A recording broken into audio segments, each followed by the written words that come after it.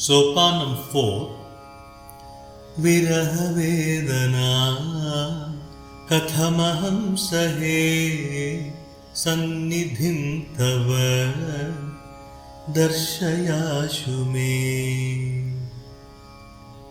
The paths revealed by the Vedas. Two types of dharma are enjoined in the Vedas: Pravritti Lakshana, the Grihastha's path of tapas, founded on dharma, and Nivritti Lakshana, the sannyasi's path of tapas, founded on jnana. Both these paths are inevitable for the well-being of the world and for the protection of dharma.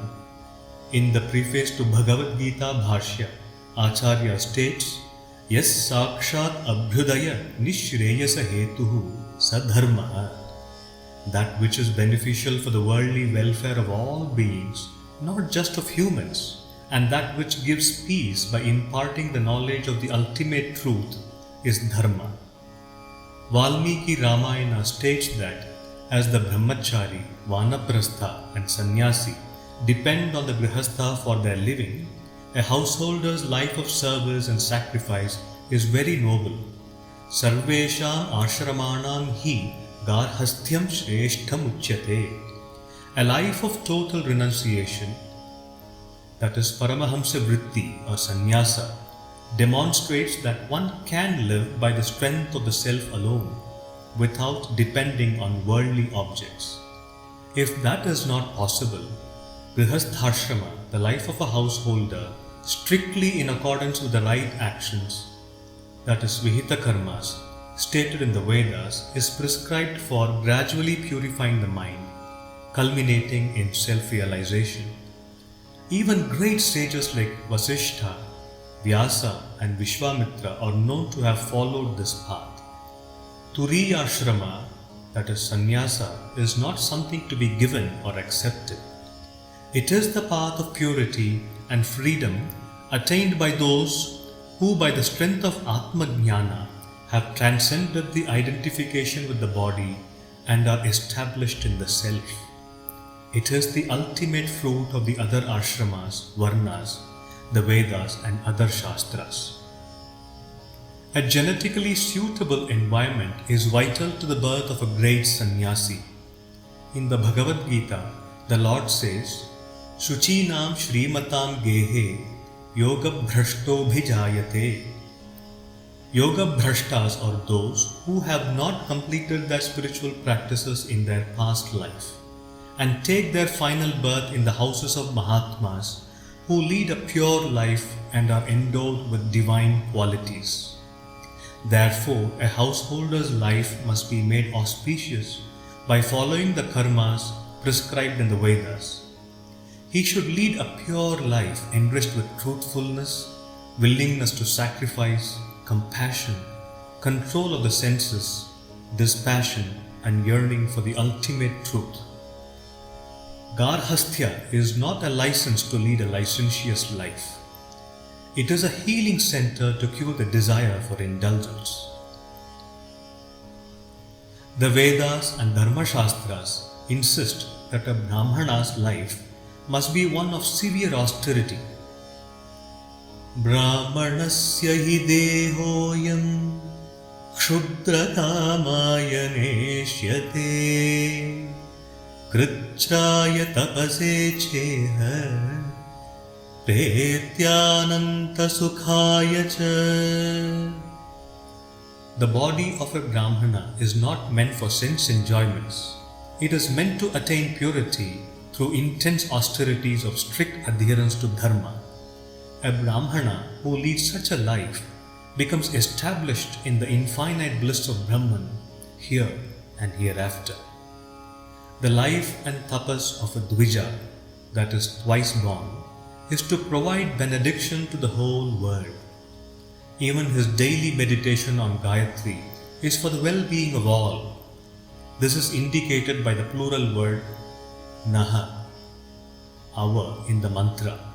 So, when a Brahmana who is obliged to lead such a selfless life slips from his dharma, the entire Vedic system deteriorates.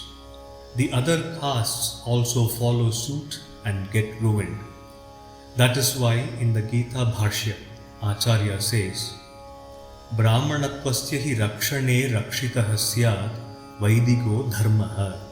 Only by the protection of the noble tradition of a Brahmana's austere life can the Vedic tradition be protected.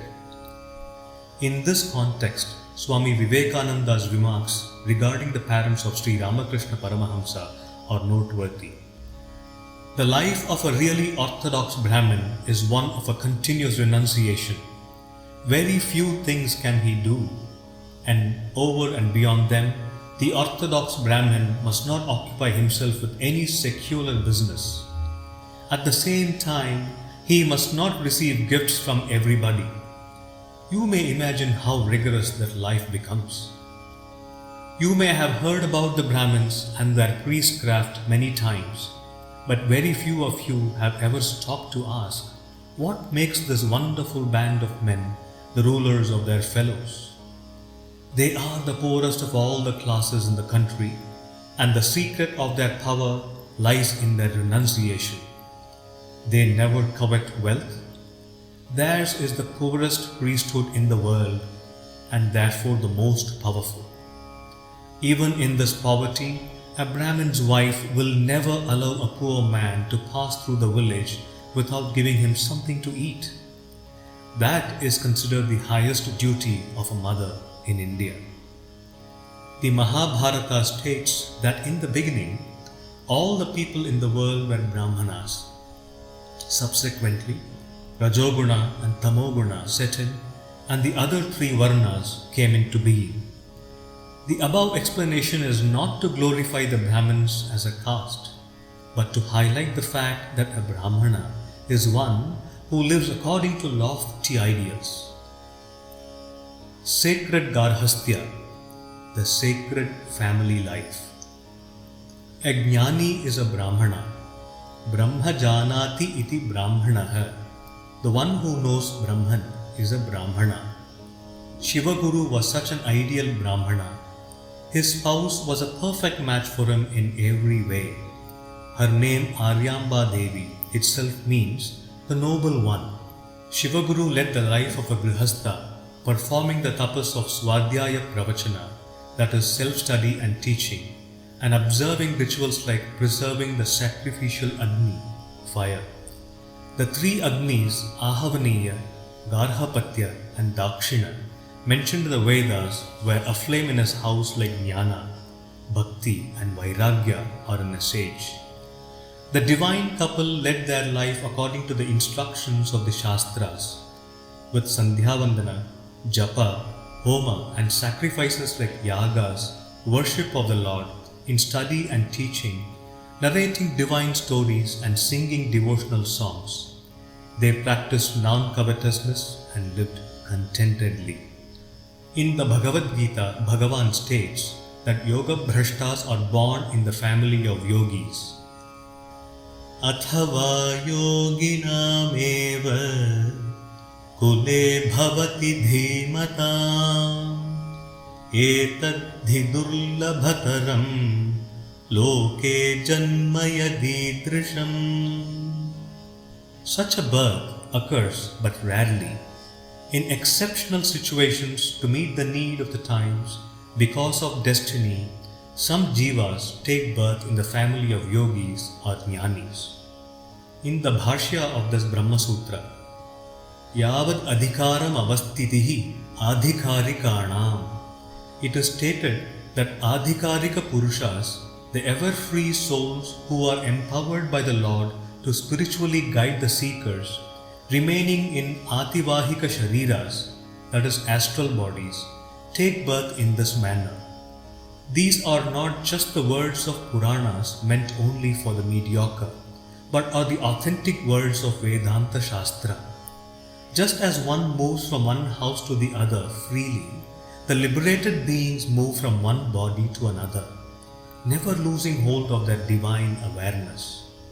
But such a birth is like an avatara, incarnation, and therefore very rare.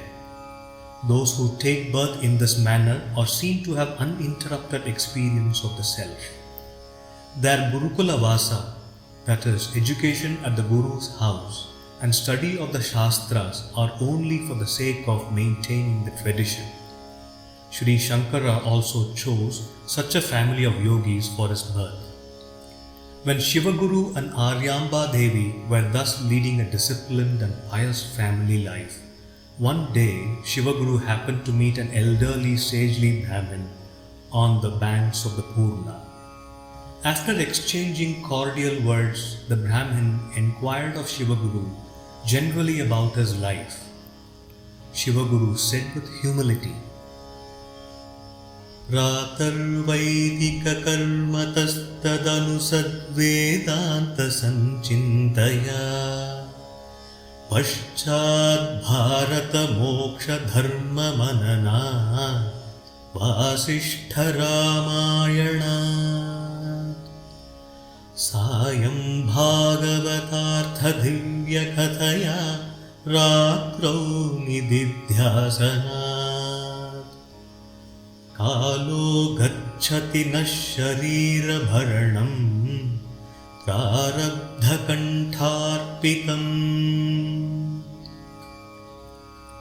After observing Sandhya Vandana and other rituals early in the morning, we spend time reflecting on Vedanta Shastra. Then we contemplate on scriptures like the Bhagavad Gita in Mahabharata that deal with liberation. Some time is spent on texts like Yoga Vasishta and Ramayana. Evenings are spent on divine stories of the Lord, retold in Srimad Bhagavata. The nights are mostly spent meditating on the Atman. Thus, the time span of life thrust on us by the unrelenting destiny is exhausted. Hearing this, the holy man looked at Shivaguru with affectionate respect and spoke thus, Shiva, indeed blessed you are, but Shastras declare that Grihasthrashrama will be fulfilled only by progeny. Prajayahi manushyaha purnaha. If a son is born to an austere Brahmana like you, the gods as well as humans will be benefited. Yogis of deep insight say that until the time that the destined progeny is born, there will be obstacles for the mind to abide in samadhi. While some have transcended the dharma of progeny from birth itself, some others are not destined for it. Apart from these two classes of people, all others should follow the laws of nature and attain absolute release as stated by Bhagavan in the Gita as Bhuta Prakriti Moksham, meaning de-illusioning of the existence of the body made of 5 elements. Shiva, you are a Grihastha following the Prakriti Dharma as ordained by Ishvara. Worship Lord Shiva to beget a noble son. Several years have passed since you have been married. You are also aging. Therefore, I am voicing the benediction of all rishis that a son should be born to you very soon. Shivaguru remained calm, fell at the feet of the saintly man and asked, Lord, who are you? I have not seen you before. The old man said, It is enough if you know that I am a Brahmana, deeply interested in protecting the Vedas. With these words, the tall, dark-skinned holy man with a copper-colored tuft of hair, holding the staff, walked away. Shivaguru stood still in awe and recalled the verse of Vaishampayana in the Mahabharata that portrays Vyasa. Abhrashyama pingajata baddha kalapaha Pramshur dande Krishna mrugatvat paridhanaha Saksha lokan pavayamana kavimukhyah Parasharya parvasvarupam vivrunotu. Tall, dark like clouds with copper-colored matted hair tied up, a staff in the hand, wearing black deer skin, best among the seers and the immaculate one, who purifies all the 3 worlds, the divine son of sage Parashara. Let him reveal the essence of the Parva, the cantos of Mahabharata. Eager to have one more glimpse of the Brahmana, Shivaguru swiftly followed the path taken by the sagely person making inquiries with wayfarers and cart drivers. But no one seemed to have seen such a person. Thus ends the fourth Sopanam.